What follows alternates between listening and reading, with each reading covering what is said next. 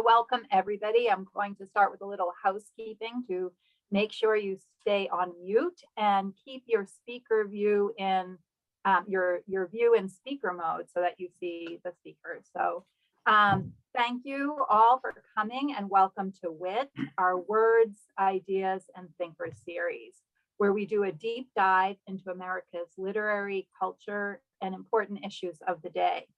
A special thanks and warm welcome to Laura Pedersen and David Baldacci. My name is Lynn Boulger. I am the Executive Director of the Authors Guild Foundation. And I see many of the same faces that have joined us in past weeks. So let me tell you some new fun facts about us. The foundation is the charitable arm of the Authors Guild, America's oldest and largest organization for writers. Among the many ways we support our members is by providing free legal services and contract reviews. So here's a rundown by the numbers from last year alone.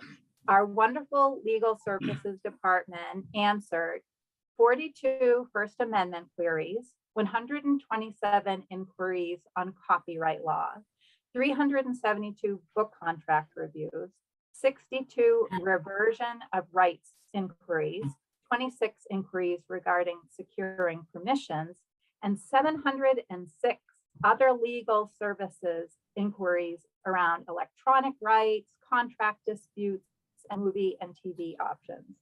That's just a snapshot of the many ways we support America's historians, poets, memoirists, journalists, novelists, and biographers.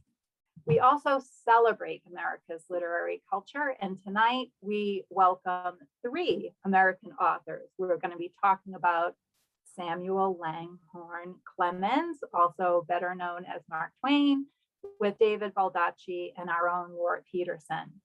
Mary Rasenberger, our CEO, will introduce our esteemed guests. Thank you, Lynn. And thanks everybody for joining us tonight. So glad to have you here. We are honored to have David Baldacci speaking with Laura Pedersen, president of the foundation tonight. I want to thank you both for joining us and to talk about Mark Twain. And I want to thank Lynn Boulger, the executive director of our foundation, for having the idea to pair them to talk about Mark Twain. I thought that was brilliant, and I've really been looking forward to the conversation tonight. So let me introduce the two of them. Laura Pedersen, many of you know her. As I said, she's the president of the Authors Guild Foundation. She's a novelist, playwright, and humorist. She's also written children's books. And her most recent book, It's Come to This, A Pandemic Diary, is the only piece of writing, at least that I've ever read, about the pandemic that is also funny, as well as compassionate and insightful. Laura can find humor anywhere, and it's always good-natured, which is so rare today.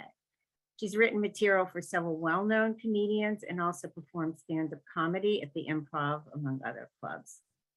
What many of you don't know about Laura is that she was the youngest person at age 20 to have a seat on the American Stock Exchange while earning a finance degree at NYU Stern School of Business.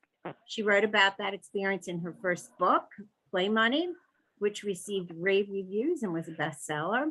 At age 25, she was the youngest columnist for the New York Times, and Glamour magazine named her one of the 10 outstanding young women in 1990, and President Clinton in 94 honored her as one of 10 outstanding young Americans. Laura is also a Twainiac and has spoken widely on Mark Twain and God, among other topics. David Baldacci, as you all know, is a prolific global #1 best-selling author. His books are published in over 45 languages in more than 80 countries. He has written, by my count, at least over 50 books. I don't know if I got that right, David. 13 standalone novels, and I think you've got 8 series going, plus of books, plus kids' books, and some of your works have been adapted for feature film and for television. David is a committed philanthropist, and among other efforts, David and his wife, Michelle, founded the Wish You Well Foundation, a nonprofit organization dedicated to supporting literacy efforts across the US. And in 2008, the foundation partnered with Feeding America to launch Feeding Body and Mind, a program to address the connection between literacy, poverty, and hunger. Feeding Body and Mind collected with the help of Wish You Well Foundation and distributed more than 1 million new and gently used books to families in need through food banks. And many of you probably don't know about David is that he's also written about Twain, and he is on the board of the Mark Twain House and Museum. In 2016, he helped establish the Mark Twain American Voice in Literature Award, saying, "I can think of no better writer to honor in this way than Mark Twain, the man who was the voice of American literature." So thank you both. And let me turn it over to Laura so you can start the conversation now. Thank you, Mary and Lynn and Nikki. And thank you, David, for being so generous to the Authors Guild. But you've also made an incredibly generous gift to the Mark Twain House in Hartford, Connecticut. You're a lifelong Virginian. So what is special or intriguing about the Twain House? I remember the first time I went to the Twain House. I had just sold my first novel, but it hadn't been published yet. So we went on this trip of New England. I had just one child back then, a little girl. My wife was pregnant with her second. It was in miserably hot August, and I had never been to the Twain House. And back then, it didn't have the museum attachment to it. It was just the Mark Twain House. And I remember going in there as a writer who was going to be published the next year for the very first time. Butterflies in my stomach. I had no idea if anybody was going to like my first novel or if I would ever have the chance to write a second novel. So I thought, you know what, let me just go to this house, because Twain had been through all of this too. He'd gone from the highs to the lows and everything in between. And walking through the house, I just got this sort of inherent sense of comfort and collegiality and a connection with this person. And I remember going down to the basement, and back then that's where they had the Page typesetting machine that, financially ruined Twain. But I remember looking at that thing going, okay, that's a great lesson. Never going to happen to me. I'm not going to sink all my money into one thing like that. But just walking to the place, the library, the conservatory, and out on the grounds, and going through the broad porch and the upstairs room where he wrote, it calmed me. It calmed me and made me think, okay, you know what, you wrote this book, you did as well as you could do. Things are going to turn out the way they're going to turn out. And you've done as much as you can to establish yourself as a writer. And I just felt this calmness and peace with myself. And then flash forward like 10 years, and I was speaking at the Mark Twain House. They invited me up, and the director at that time came to me and said, "Hey, would you like to be a board member of the Mark Twain House?" And at that point, they had the museum attachment. And I said, "Yeah, you know what? It's time for paybacks. This guy's done a lot for me. Now I need to do something for his legacy." And that's really how I got involved in the Mark Twain House and Museum. And it's been a great relationship. Those people work incredibly hard. They've weathered the pandemic as well as any institution like that has. And I greatly admire their dedication and diligence. Did you become a Twainiac before visiting the house? Oh, absolutely. I started as a short story writer. So even if I sold something, they never actually paid me. They gave me like 5 free copies of the magazine. Like they expected me to be able to eat the magazine for food and sustenance, and despite not having a check. And, so I really I matriculated to Twain's short stories. I know he had written, Huckleberry Finn, and I knew that he had written Tom Sawyer and all these other books, but I read some of the short stories, and they really had an impact on me because I was trying to write short stories too, which is really difficult. The only good thing about short stories from an aspiring writer is they're short. And you can finish them and feel good about yourself. You've accomplished something, you check off the bucket list. You didn't have to write a 400-page novel, but they're incredibly difficult. They have all the same demands that you get from long form fiction. They have characters, they have a plot, they have a narrative, they have dialogue. So it's a great way for a young writer to sort of cut his or her teeth on that medium. So I would read his short stories and see how he would construct them. And it went from everything from the very humorous and very lighthearted to the very serious. And I admired that about him. Some writers stick to sort of one path and one lane and never get out of it. And I think one reason why I've written so many different books in different genres in my career thus far is because One of the people that I looked up to was Twain. He took a lot of risks and chances in his career. Look, he wanted to sell a lot of books. He was very commercially minded. He had his own publishing house because he felt cheated by publishers. So he wanted to have a mass audience, but he also wanted to be taken seriously. He wanted to write about things that he thought were important. And I sort of share that. Twain was born in 1835, so that's 25 years after the Revolutionary War, 25 years before the Civil War, and he dies in 1910, 4 years before World War I. But much of his work has withstood the test of time so well. I guess he was often ahead of his time, but it's easy to forget how vastly different his America was from our own. Do you think he was an optimist or a pessimist about this country? He was both, and sometimes at the same time, I think. Now, one could argue the older he got, and after all the tragedies personally he suffered, where he wrote some of his darkest material towards the end of his life, you could argue that he was a full-blown pessimist about life in general. But I think that it would be hard for someone truly pessimistic at every level of their being to sit down and write about it. If you're really that tuned out from it, you would just walk away and not write about it. The last thing you want to think about is what's making you miserable. But as a writer, he put pen to paper and talked about these very things. So I think just the mere fact of him writing about it made him an optimist, because I think that when he was writing about it, he was going to try to change people's minds about certain things and maybe walk himself through the own point of his own tragedy as well. So I would think that he was both. A lot of his work is very optimistic, even the ones where he's trashing lots of different people because he doesn't agree with the things they stand for. But again, I think he's someone throughout his entire life, part of his legacy was he was always clamoring for change. He took risks. He didn't just write books. He went around the world lecturing and talking, and anybody who wanted a pithy quote could get one from him. He was the most quoted person in his generation, and he took risks. He went after some really very powerful people, and without sort of a care in the world because he thought that it was right. And it sounds like that's easy to do. We can see right now, in our time right now, it is not easy to do. A lot of people who should be speaking up aren't speaking up. Why? Because they're terrified for various reasons. So, bravery is sort of a component of humanity that is often in short supply when society actually needs it the most.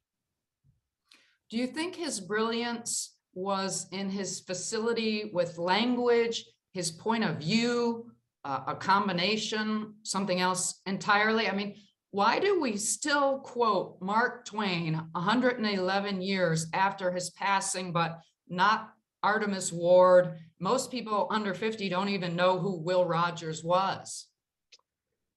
I think that Twain brought the entire package. If you want to have a long-term legacy where people don't forget you after a century, you really have to stand head and shoulders above the competition during that time. I think that he did, just because, one, he was flat out a great storyteller.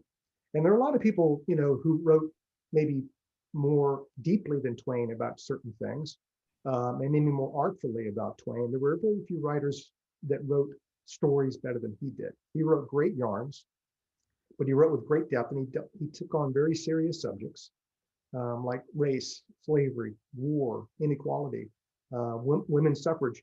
And he took on those issues and he wrote about it with great seriousness and also great humor. I have to tell you, as a writer myself, it is really hard to do that. It is really hard to write about serious subject matter and be funny about it. You've done it, certainly, but it's not easy to do. Another contemporary novelist, I think, that has done that really well is John Irving. I mean, if you read Cider House Rules, it's basically about abortion. Even though the movie left that all out, it's basically about abortion.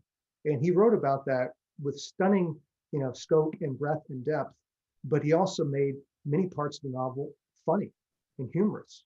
And I've always felt like if you want somebody to remember a serious point, attach a bit of humor to it, because everybody likes to remember a good joke, and the serious bit will go along just with it. So he was a great storyteller. He wrote about subjects that were controversial. He was prolific. He was always out there with something. He also went out and promoted his books. He was as great a speaker and orator as he was a writer. And let me tell you, that's not something you see very often. You either get one or the other. And he was both, and he embodied that. But just the breadth of his storytelling and the scope of his books, it's really difficult to find another author who did as much as he did in the time he had as writing. I mean, if you look, he wrote thousands and thousands and thousands of pages. He was on the head of the curve on so many different subjects that people today are still writing about because they're still relevant and timely. And he was ahead of all of that. So I think the whole package was there. And I think that's why we remember him. Now, you've read just about everything that Mark Twain has written, and you're an extremely prolific writer yourself. What did you think about the publication of Twain's 2-volume autobiography? I mean, like most prolific humorists, Twain has been described as uneven. I mean, should all of a writer's work be harvested, or should some things remain in the bottom of a drawer? Yeah, I remember when the first volume came out, Garrison Keillor wrote a review about it. It was not a kind review. And I remember, just because I was such a Twain fan, I remember reading the review, and my first sort of impulse was, "Oh, that's very unfair," you know. And then I read the autobiography, the first volume, and I thought, at least personally, it was unfair to Twain to do that. This is not in any way a finished work. This is probably one of the most unusual autobiographies you will ever come across, because a lot of it is just streams of consciousness. A lot of it is just a story that goes here and then falls off a cliff, never to return. And just bits and snatches. If you want to know sort of his thought process and things that were important to him at that point in his life, and you just wanted to hang out with this guy like he was talking to you personally, then I think you would probably enjoy the autobiography, because that's really how it affected me. It was like Twain was sitting next to me and just, you know, smoking a cigar, having a little bit of a drink, and just talking, you know, nonstop about stuff. And he would just weave and deviate, and, you know, he would go from one subject to another, just flitting around like a hummingbird around a flower. And if that's your thing, great. If you're used to more autobiographies being a lot more structured, a lot more organized, and chronicling someone's career in sort of in a precise order, it's not for you. These volumes are not for you. So yeah, do I think that maybe most of that should have stayed in the drawer? Yeah, probably so. Agreed. I'm rather partial to Twain's Diaries of Adam and Eve for creativity. Do you have a favorite novel, story, or essay, or maybe something that was most influential for you? I remember, you know, I went at Twain from the angle most people do. Tom Sawyer, Huckleberry Finn, Tom Sawyer, you know, detective, Tom Sawyer, double-barrel shotgun adventures, and all that stuff.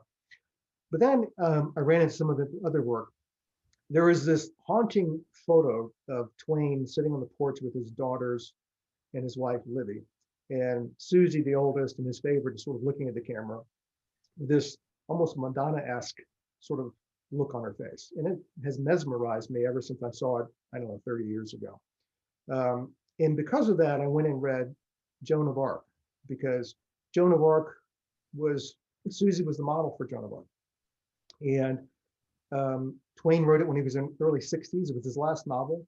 You know, he used to say that it took 12 years of preparation and 2 years of execution, where none of his other novels required any preparation at all. He just sat down and wrote them, you know, from the sheer fun. But this was a book he wanted to be really taken seriously as a novelist. It was not really well reviewed at the time that it came out. But what I admired about it was he took a chance, he took a shot at doing something really different. And because of that connection to his daughter, his oldest daughter, it made an impression on me. And the other one, I grew up in Richmond, Virginia in the 60s and 70s in a very segregated society. And I remember when I was in 6th grade, that's when, you remember when Brown v. Board came down in 1954, the Supreme Court said, you know, Southern states will, with all due speed, will integrate their schools. That was 1954. In 1972, Virginia became the first Southern state to start to integrate its schools, 18 years after the Brown v. Board decision came down. And my 6th grade class was the one, and that year across the state, we were the ones to integrate.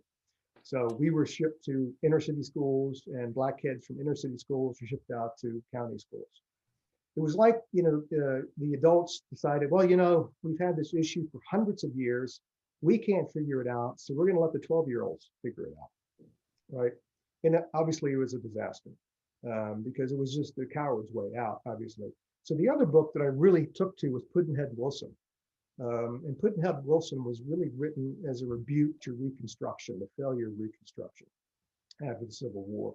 You know, black baby, white baby, switched at birth by the black mom so the first son could have a good life. Obviously, things didn't turn out well for really anybody in the novel.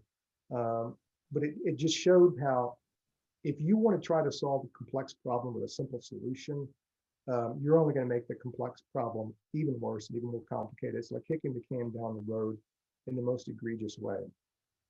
And I think of his short stories, I love the $30,000 bequest.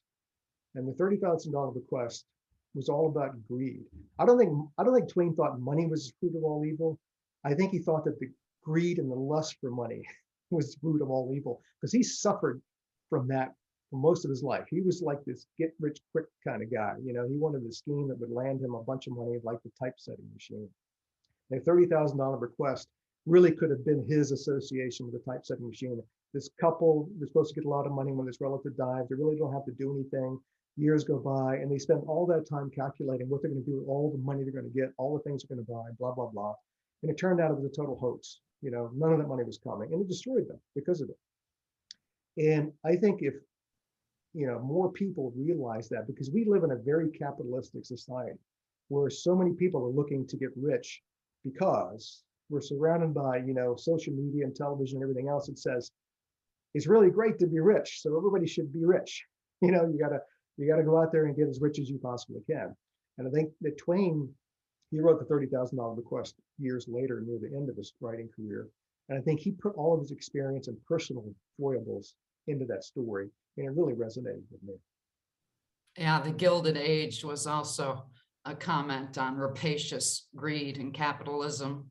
Yeah, we're in the second Gilded Age right now.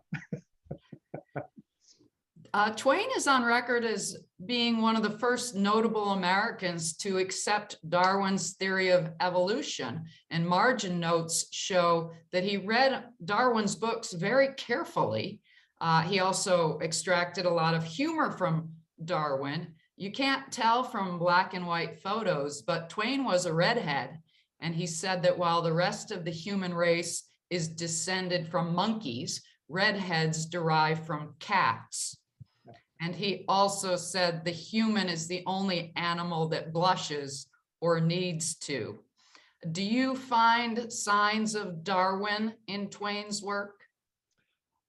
I think throughout, you know, if you look at it, and the humorous part about, you know, the evolutionary track for Twain is that, how do you define evolution? You know, does that mean that people become nicer and better and more benign and equality minded and just more collegial?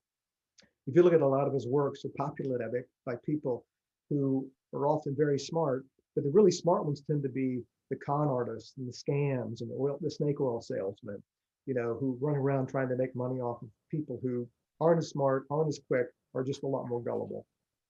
But I think for Twain, his idea that evolution was true and worked. He did it with a little bit of tongue in cheek, at least that's my opinion. That, you know, yes, we grow wiser and better and smarter and stronger as time goes on, and the weaker elements of us fall away. But again, it was very much tongue in cheek, because look, if there's one thing that's static in the world, it's the foibles of human beings. You know, I write about the same things, the misgivings and the problems and mistakes that human beings have, that Twain wrote about, you know, 120, 30 years ago, and writers 100 years before him wrote about. People are still jealous and vain and greedy. The human race is the only animal in the world that kills with malice. You know, we're the only ones that plan things like that and take the life of somebody else intentionally. No other animal in the animal kingdom can do that other than us. Or So goes to war as a group. You know, human beings collectively get together for a war. Animals do not do that. They'll fight one-on-one, but they don't tend to get a whole army together. Yeah, so tongue in cheek, I think, with that. I think he preferred cats. Here's the lightning round. Great 19th century novel, The Adventures of Huckleberry Finn or Moby Dick. Huck Finn is often described as 2/3 of a great novel, while one could argue that Herman Melville stuck the landing. Yeah.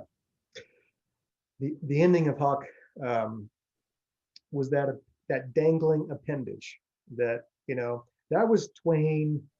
That was the commercial writer Twain, who was trying to just to have this neat, twisty ending that he thought would help sell more books. I think when he started Mark Twain, I don't even think he knew it was going to be the great American novel. I think he was just wanted to tell another story that would sort of, come up from the success of Tom Sawyer, and he was building his career. And I think he really hit a stride when he was talking, particularly Huck and Jim on the raft on the river. And then at the end, he fell into his old ways sometimes. He just kind of sort of tried to nail, just a crowd pleasing kind of ending to it. And obviously it didn't work. Look, Moby Dick is a great novel. I read it when I was in college. There is very little joy in the storytelling and very little joy in the language. And so if you want a book that's going to make you really feel something visceral, both good and bad, laugh and not, I would take the 2/3 of Huck Finn. That takes nothing away from Melville. I've always felt sorry for Melville. He never really made a dime off of his writings, which is just astonishing to me. He wasn't that well reviewed during his lifetime. He ended up, I think, becoming a custom collector in New York. For a writer of his power, that's a very sad ending. So I don't say anything disparaging about any writer. I never have my entire career, so I don't know other people do that to me. So don't throw me rocks in glass houses. So I think both of them are terrific novels. Twain had read the entire Bible by age 15, and it's apparent that scripture continued to interest, or you might say trouble him throughout his life. It's believed that maybe he concealed some of his religious skepticism so as not to hurt his commercial appeal. He didn't publish his skeptical letters from the earth. He was well aware of what happened to non-believers such as Thomas Paine and Robert Ingersoll. Do you think Twain was an agnostic, an atheist? His views evolved over time, or we'll never know? I definitely think his views evolved over time. I think at the beginning of his life, and the fact that, back then at that time, being well read in the Bible was a typical thing. I'm one of the few Italian Americans who I was not raised Roman Catholic. I was raised as a Baptist in Richmond for a variety of reasons. So I went to, Bible school during the summer. You would go and listen to the sermons. Unlike the Catholic Church, my wife is Catholic. We raised our kids Catholic. And I always kid her saying, Baptists know a lot more about the Bible than the Catholics do. The Catholics all depend on the priest to tell them what the Bible is supposed to mean and say, and that's a lot more true than not. There's no Catholic vacation Bible school that I know of anyway. So I was taught the Bible early on, and I was taught to believe a certain way and to believe in a divine being. I think as time went on for Twain, his biggest issue was that he was well read and he saw a lot of life, and he traveled the world and he saw a lot of different cultures, a lot of different people, where really a lot of bad things were happening, imperialism, colonialism, everything else. At the same time, as life went on for him, personal tragedy after personal tragedy piled up and up and up. He lost a son, his only son. He lost 2 daughters. He lost his beloved wife, Livy. And I think towards the end of his life, his question was, how in the world could an all-powerful, omniscient, all-wise, all-good God allow all of that to happen to one person? And I think his take from that was that maybe he went from being a believer in his younger life to becoming agnostic, and then at the end, maybe becoming more of an atheist, because I don't think he could accept the fact that if there was this divine, benign power, how could that have happened to him? He wasn't a bad person. He tried to do well in life, but he kept losing all the people he cared about. So at the end of the day, sometimes, and I've seen it in other people's lives too, religion, I'm not saying anything bad against religion at all. And religion and faith can really carry you through. I like the fact that, when our kids went through Catholic school all the way, they got a really good education, but it taught them probably the core value that we need more today than we ever have before is empathy for other people, and understand that other people there before the grace of God go I. Don't judge someone else if you haven't walked in their shoes, which is another great lesson to learn. So I think it has a lot of good things to offer people. But at the same time, if your life turns out the way Twain's life turns out, I could well understand why he would turn away from the Bible and from faith. And he rather blamed himself for the death of his son, Langdon. Twain's parents were both from slaveholding families and usually had a slave or two around while Twain was growing up. His hometown of Hannibal, Missouri, was within swimming distance of the free state of Illinois, so notices about runaway slaves appeared regularly in the local papers. Do you find it interesting that Twain spent most of the Civil War out west? I think he was really smart.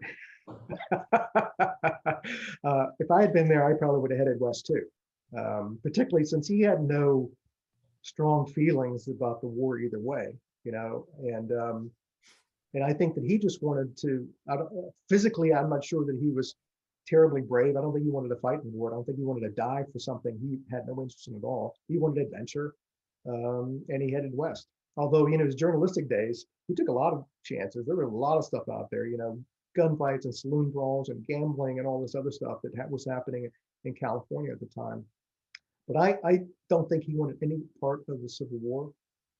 He had no belief in it. He had no interest in it. I think on either side, he was a very young man at that time. And I think the last thing he wanted to do was, put on a Johnny Reb uniform and take up a musket and go get shot. Thank God for us, he didn't. I know. I think he was a soldier for about a week. Yeah, he was. Now, here's a novelist question. In Huckleberry Finn, the slave Jim is hiding on Jackson's Island, and it seems he could easily paddle 1/4 mile to the Illinois shore and freedom rather than take this whole risky journey to Cairo and the Ohio River. Do writers need to overlook certain things sometimes to make a good story work? Like sometimes I notice characters nowadays are often in a situation that could be so easily solved with a cell phone, but these are conveniently not working or they forgot it somewhere.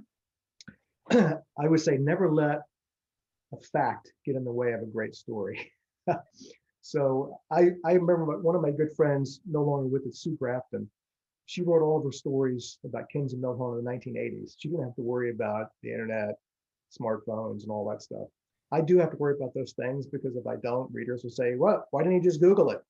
And I've gotten to the point now where I just finished a story where there was a lot of technology involved, but I had some of the people, they would not use any type of electronic communication. So they made everybody turn their phones off. They had these scanners that would bar signals from coming in. And the reason why is that, and you'll find this actually in the intelligence field today, is that everything electronic is hackable. So intelligence agencies are actually going back to what's called humanet, which is human intelligence, where it's just encrypted messages on a piece of paper. It's two people walking down the street and you see the bottom fold of a newspaper. It's dropping a bag off on a bench, because you can't hack that.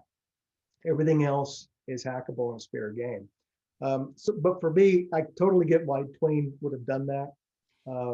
I think maybe readers might have been a little more forgiving back then. These days, they are not forgiving at all. If I write something and they say, "Give me a break," pick up your smartphone, it's there. So you just got to work around it. Now, Twain's awareness of the need for women's rights arose gradually. In Female Suffrage, an article written when Twain was 21, he exclaimed, "I never want to see women voting and babbling about politics and electioneering." Yet after marrying, he and his wife attended lectures by prominent Quaker feminist Anna Dickinson and Unitarian Susan B. Anthony. Twain pleaded for women's suffrage a half century before it became a constitutional right, and he defended the civil disobedience of women who found themselves voiceless in the making of laws. Twain spoke at rallies and gave financial support, sometimes which he couldn't really afford. And in his billiard room hung a picture of the abolitionist Prudence Crandall, who'd established a racially integrated girls' school in Connecticut, and Twain provided a retirement residence for her after a mob wrecked Crandall's school. What issues do you think Twain would be busy with today if he were here in the public square?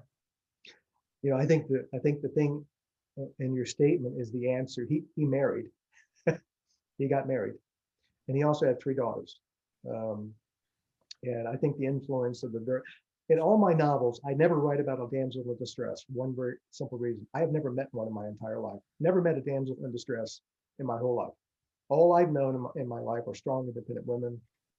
I know a lot of my guy friends who need a lot of help, trust me, but not the women.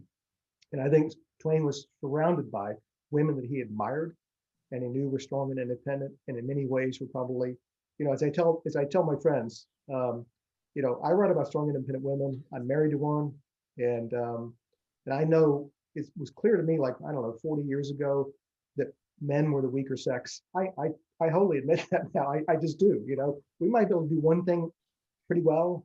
My wife does like 67 different things really well. In fact, I'll tell you a quick story. When we got a place in Florida, I went and I bought a car. I rented a car in Florida. They were building it, so I was on tour when it was delivered. My wife was down there. She went to sign the papers. The salesman at this place was a jerk. He was like, you know, David is so great. David is blah, blah, blah, blah, blah, David. And then finally, as my wife was signing the papers to get the car, he just asked her, so what do you do? To my wife, he says, what do you do? And my wife just finished signing the papers, put the pen down, slid the papers over. And she said, what do I do? And he said, yeah. And she said, everything else. So, you know, that's my take on that. If Twain were alive today, holy Christ, his calendar would be full.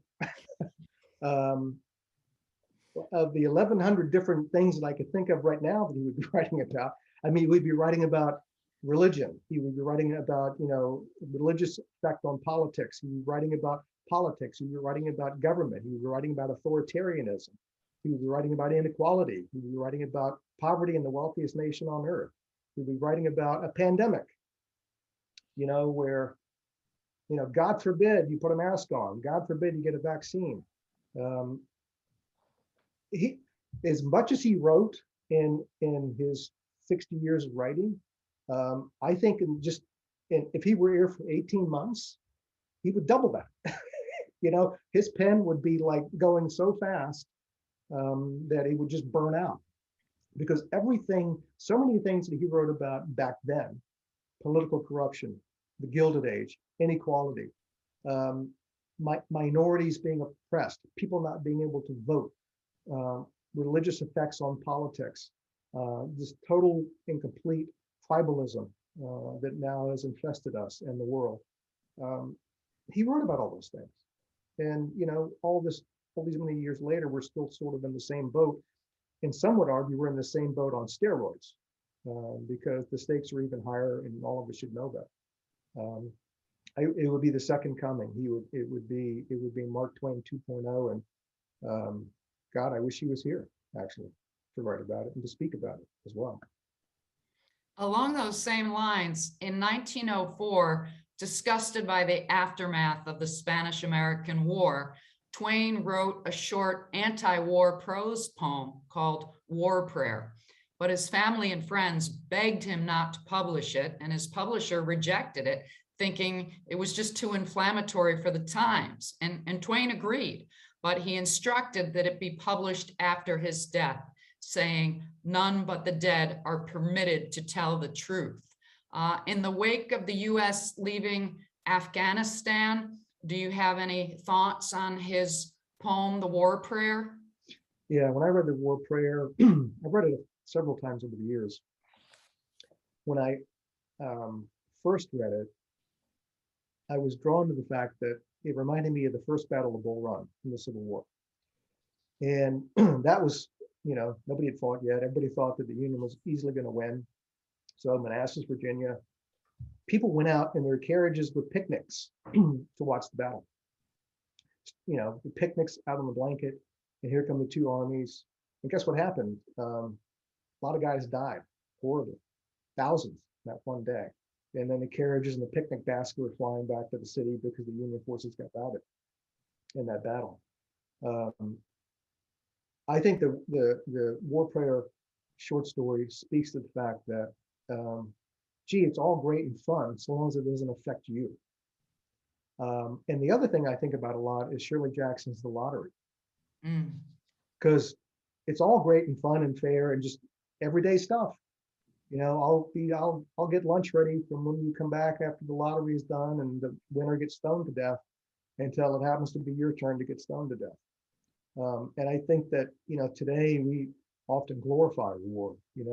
Our defense budget is enormous. We have all these great weapons. We are the finest fighting force in the world. And I have a lot of friends who are soldiers. My dad was in the Navy, and I have the greatest respect for them.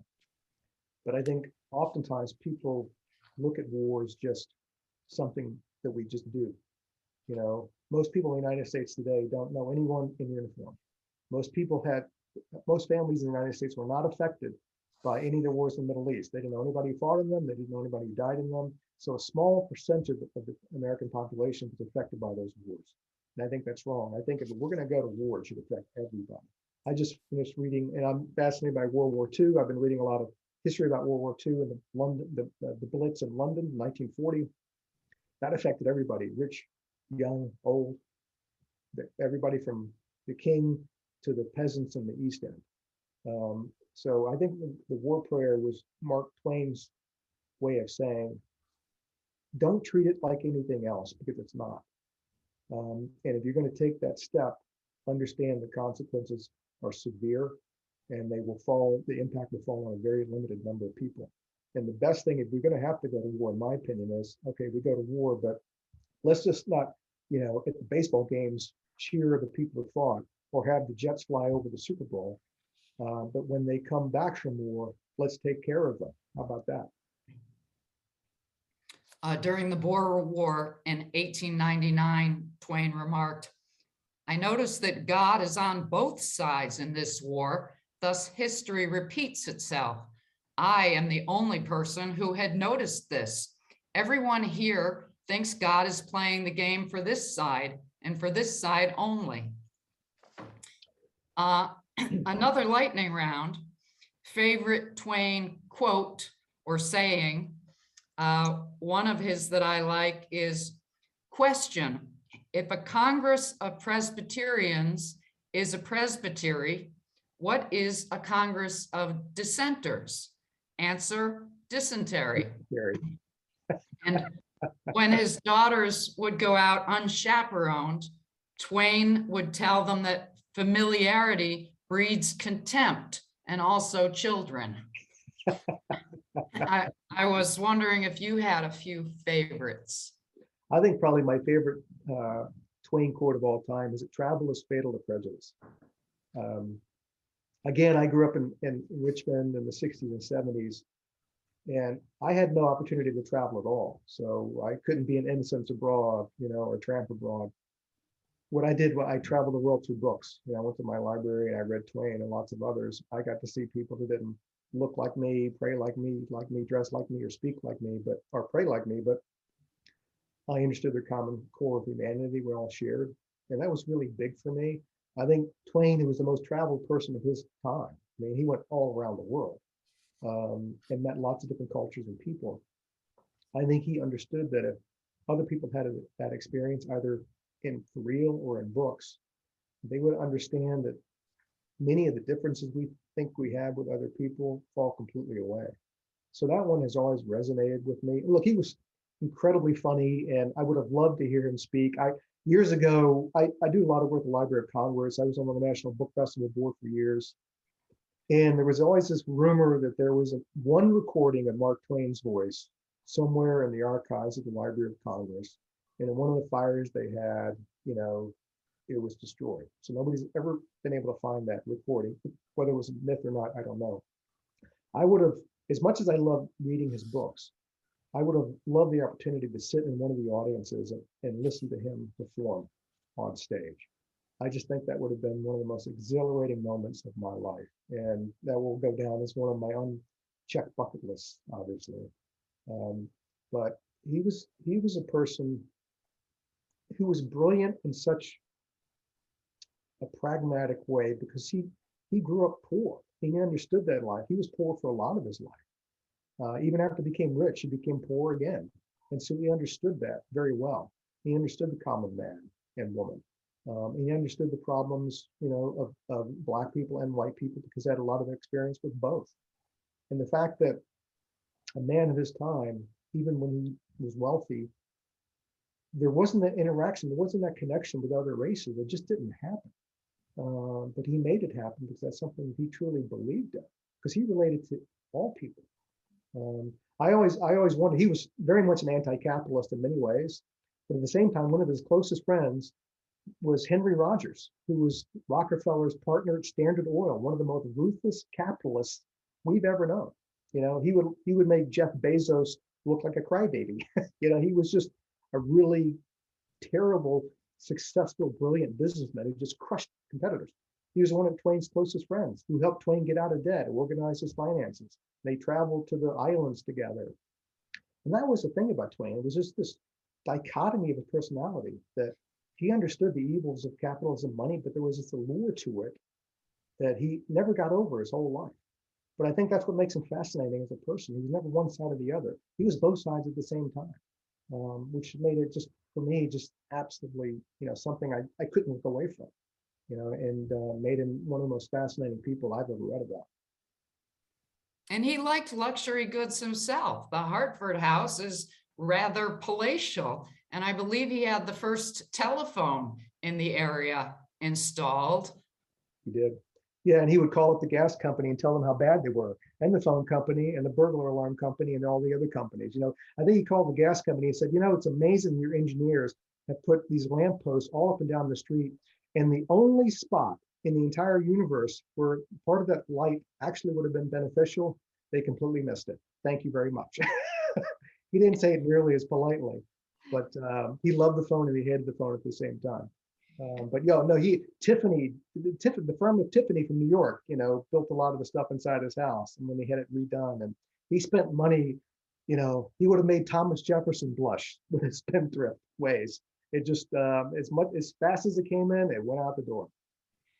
We're gonna open up to questions now because we promised to get everybody to the Red Sox Astros game on time. Go Red Sox, but no bias here. So Nikki, do you want to take us through what we have for questions? And please type in the chat or raise your hand. Yeah, you can use either the reactions at the bottom to raise your hand, or you can physically raise your hand. I promise I will see you.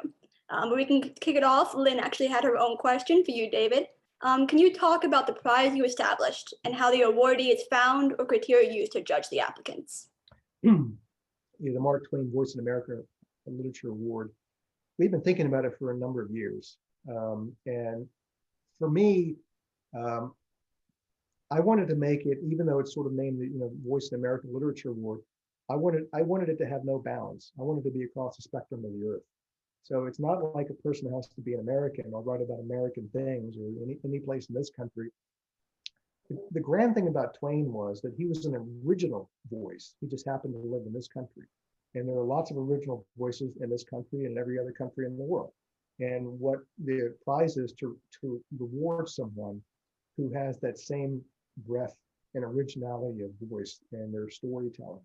And that's what we try to do. I wanted to make it as diverse as we possibly can. I didn't want to have sort of the same sort of writers be awarded over and over again, because if you look at publishing these days, we've gotten better. We have a long way to go. We need a lot more diverse voices from all spectrums of life, tell stories, build audiences, have publishers support them, have readers read them. That's what brings the world closer together, understanding we shared experiences that we may not know a lot about just because some publishers don't support and publish those types of books. So the Mark Twain Award is the way to sort of build notoriety, reward someone, let someone help build an audience, raise awareness of writers out there who may not otherwise have a platform. Well, thanks so much. We have a next question from Sam. He wants to know, I guess, for both of you, what do you think about the fact that Huckleberry Finn continues to be banned by schools this many years after publication? I think it's a great thing. One, it proves my point that human beings don't change, and they retain a lot of this. I think that authors whose books have been banned wear it as a badge of honor and courage, because great books make people uncomfortable, and I've been reading about, some of the laws being passed in some states where it's like telling teachers you can't really teach anything in the curriculum if it makes students or parents uncomfortable. And for me, the whole point of education is to make people uncomfortable, is to make people confront things that otherwise wouldn't want to confront and talk about. So Huckleberry Finn is one of those books. But I think it shows the universality of what Twain was writing about back then and the timelessness of it as well. He wrote that book in the 1880s. It's 2021 by my count. And some people are still uncomfortable with it, don't like the themes, don't want their kids to learn it, read it, discuss it, talk about it. And all that tells me is that kids today, more than ever, need to read it, discuss it, think about it, talk about it. A fun fact is that Louisa May Alcott, the author of Little Women, helped ban the book in Concord, Massachusetts. And I just pulled up her quote. She said publicly, "If Mr. Clemens cannot think of something better to tell our pure-minded lads and lasses, he had best stop writing for them." Thanks so much, Sam. Sam also wanted to mention that your quote, "Great authors make people uncomfortable," is fantastic, and he's going to use that in his classes. So, yeah. Shu, I saw you had your hand raised, so I'll answer your question first, then Wiley's. You want to know, why isn't Twain taught more widely in American universities? The only thing I could think about is that some people may think that Twain's only great book is Huckleberry Finn. I think that you need to look at the entire body of work, including his short stories, including his travel books, including the oratory that he performed on the stage, and the fact that he was able to reach out and touch millions of people and change them, I think, in ways that were positive, and talking about issues at a time when other writers were not talking about those issues, they were running away from. And it's almost like because he had mass appeal. I mean, I've heard this quote from, I don't know where it came from, but I've heard this quote that if lots of people love something that someone else has written, it can't be all that good. It's almost as to say, if it reaches out and touches the common person, the common reader, it doesn't reach that rarefied level of intellectualism that defines great books and great writers. I'm not one who abides by that. I think books that have great appeal doesn't necessarily become a de facto not a great book. It means that it reaches out to people in a universal way and reaches people in a lot of different ways across the broad spectrum. We can't all be readers of Henry James and that's all we read. I think that Twain wrote about real life as he saw it and about real people as he saw it and dealt with issues, again, that a lot of quote unquote great writers out there that probably are taught in colleges were afraid to confront. Okay. Wiley wanted to know who both of you see as the modern day Mark Twain. Oh, I'm going to go with Jon Stewart because he's very funny. He's very intellectually capable, and he's made a lot of changes. He basically got that show Crossfire canceled, and he went to Congress and made sure that the 9/11 responders got compensated. So he really walks the walk. Yeah, but that's I'm a huge fan of Jon Stewart. I went to the Daily Show when he was still doing it. Brought my family for my wife's anniversary. We just had a great time. He would be one of my choices for that too. In the same vein that you're talking about, not a writer, but someone who really deals with the issues that I care about is John Oliver. And John Oliver just, he tackles these subjects at a level of detail that I find refreshing. I'm not saying he's as funny as Jon Stewart, but he's pretty damn funny as well. And I love his British accent, by the way, too. So that's always a thing for me. But I do think that those are the types of people that maybe can reach a broader audience than someone, writing books can.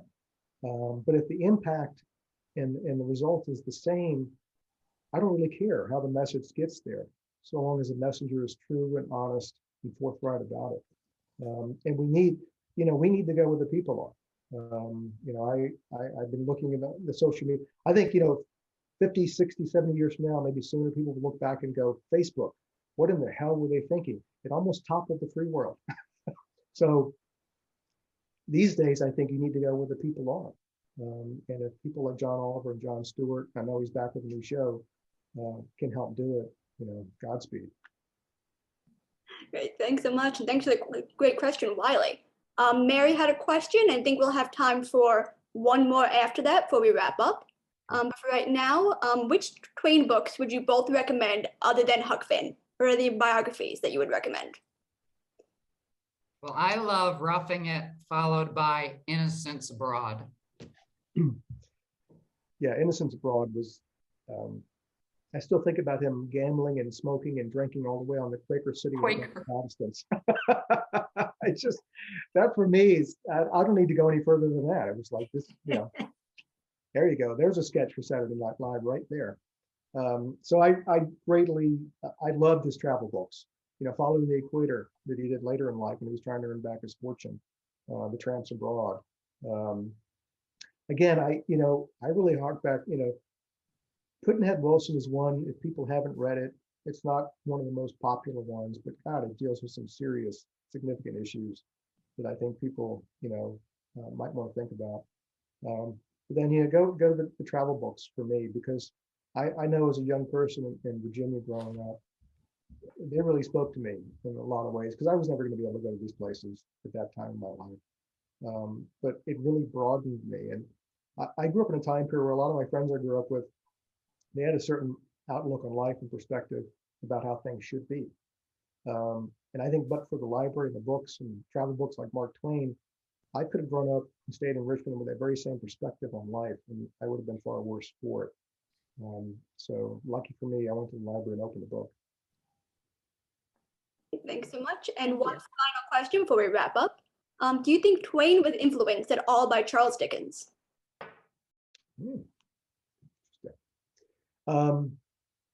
I think everybody back then was influenced by Charles Dickens. One reason I think that he probably was, if you look at it, Dickens dealt with a lot of the same subject matter that Twain did. Dickens was very much into writing about the poverty of London and England in general, class society, a caste society really.